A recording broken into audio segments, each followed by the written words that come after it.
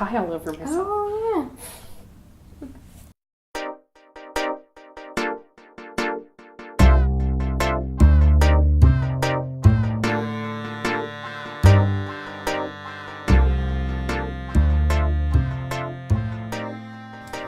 Hey guys, Rosie here. And Trish. And welcome to this week's episode of Let's Talk EA. Last week we looked at monitoring and follow-up, which is one of the best practices in EA, and I thought we would take a look at another one, that of cumulative effects. I hear you've prepared a little demo for us. So every company basically gets permitted to pollute. So let's say that this is the pollutant. What would you like to call it? Can I call it Delbit? You can call it whatever you'd like. So Dilbit. So this company is building, well, of course, we'll make it a pipeline. And in the environment, they are allowed to put this much Dilbit. So you can see that the water hasn't turned very red. It's a little pink, but you could argue that the ecosystem as a whole could manage this, right? Sure. But the issue is that company doesn't act alone. So there are other companies who also get allowed to put the same amount of Dilbit into the environment. And ultimately what you have is cumulative effects. So project 2, drop in project 1, and let's throw in a project 3, and if you wouldn't mind stirring, and a project 4. Oh. And now you see the water starting to turn red with Dilbit. And that's what cumulative effects are. Basically figuring out how your project interacts with what happened before and what's going to happen in the reasonably foreseeable future. Now, how do we incorporate cumulative effects into environmental assessment? Not very well right now. So we're required to look at cumulative effects, but it happens on a project-by-project basis.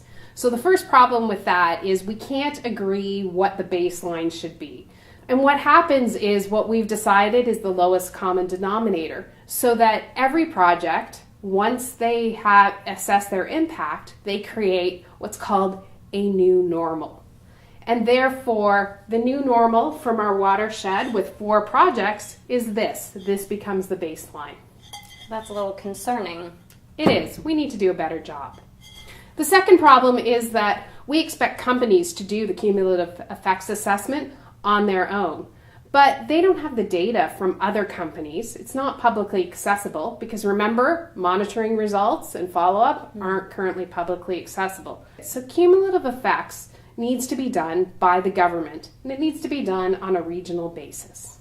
Well, you mentioned regional basis. Isn't the province of Manitoba conducting one right now?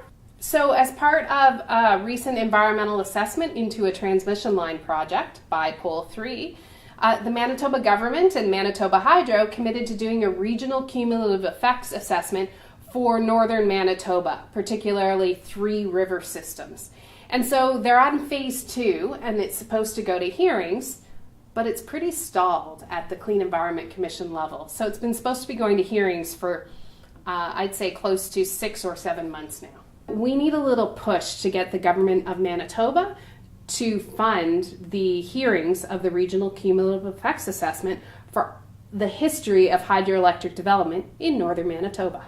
What's a good way for us to participate in this then? This would make a great action item. I think you should write a letter to the Minister of Sustainable Development, Cathy, and the Premier, Brian Pallister, to tell them it's time to ensure that these do go through the hearing process as was promised.